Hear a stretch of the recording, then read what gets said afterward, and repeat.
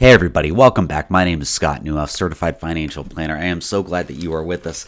I have an article that's been on my desk since May of 2024. That's how long I've been wanting to talk about it. Finally getting the time to do so. And it's about kind of an alternative to long-term care.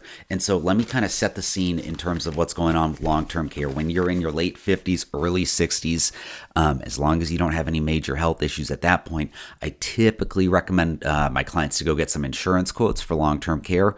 And I've got to admit, there's going to be some sticker shock. When I started as a financial advisor in 2015, there was an insurance guy who I actually still use, great guy, who kind of helped me understand the lay of the land in terms of all the different insurance products and what's going on behind the scenes. And he was saying at that time, 2015, 2016, that these long-term care policies had been underpriced. They'd been underpriced at that point at 2015, that too many people were taking out claims on the insurance policies, which meant the insurance companies had to pay out more money than they expected, which means they had to raise the rates of not only current policies, but also new policies.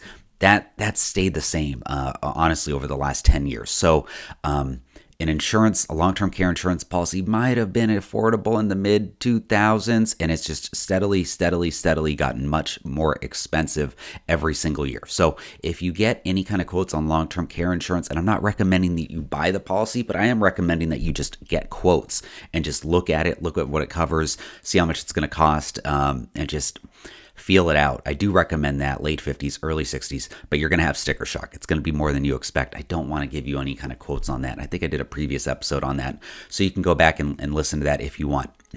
Now, so this is an alternative to long-term care, and it's from the Associated Press. A lady named Marcia Moore wrote the article, and it is about something called adult day services. And so, one more thing about long-term care that I forgot to mention.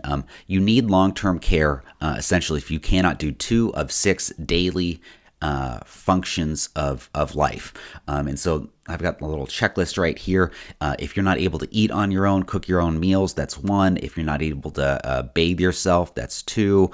Dress yourself, groom yourself. If you're not able to transfer yourself from your bed to the kitchen, bed to a couch, couch to the bathroom, etc. That's another one, as well as continence. As long as, if you're not able to hold on to your bladder and bowel movements, if you can't go to the bathroom on your own, that's another as well. So if you can't do 2 out of those 6, then you're typically qualified for needing some kind of long-term care help. So once that triggers, then it's like, okay, this person really can't do everything that they need to live an independent life.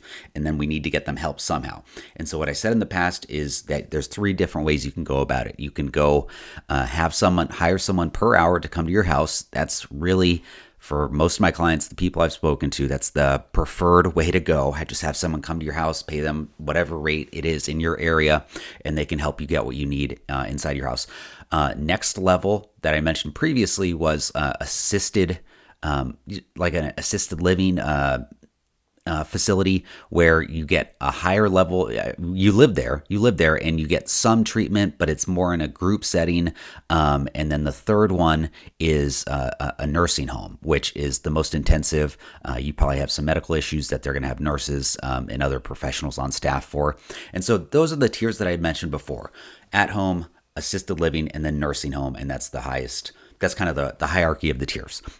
Now, here's the third one that I'm actually just learning more about, or I learned about more last year, which is adult day services. And so I want to just talk about 5 different things about what it is. So an adult day service is basically a spot in town where you can either drop off a loved one, or a loved one can drop you off into some kind of program, some kind of community program, where other people who do have these long-term care issues are able to get kind of socialization with other people, engage in some activities, have supervision by, trained staff, not necessarily healthcare professionals. They might be, might not be.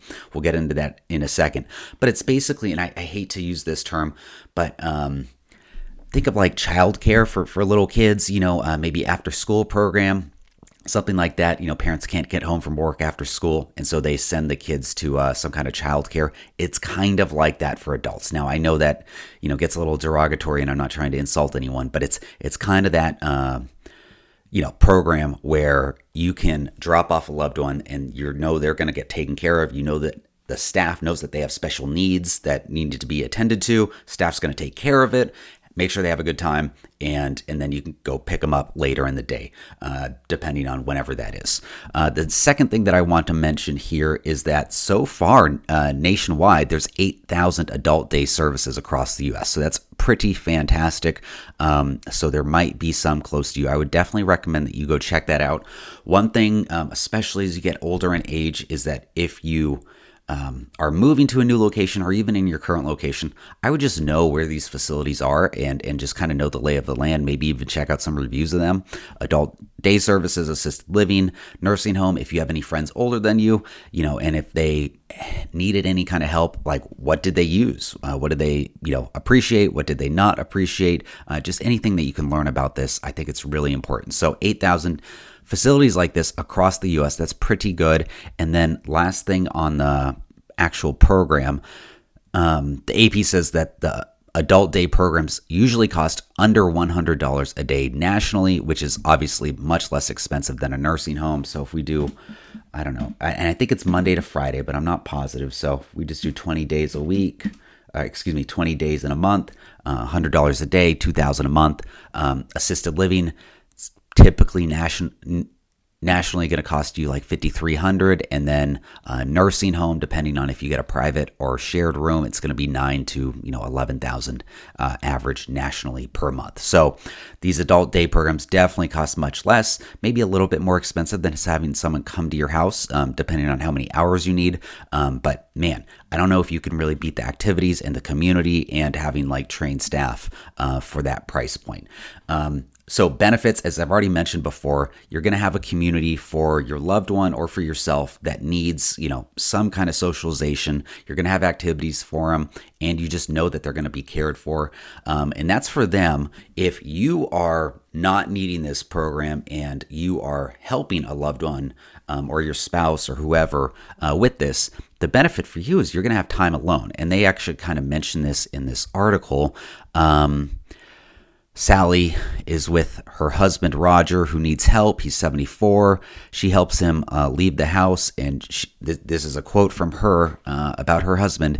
"It's like having a small child. This long goodbye is hell. I'm exhausted. But when he's at third age, the adult day service, I can clean the house and try to get some errands done."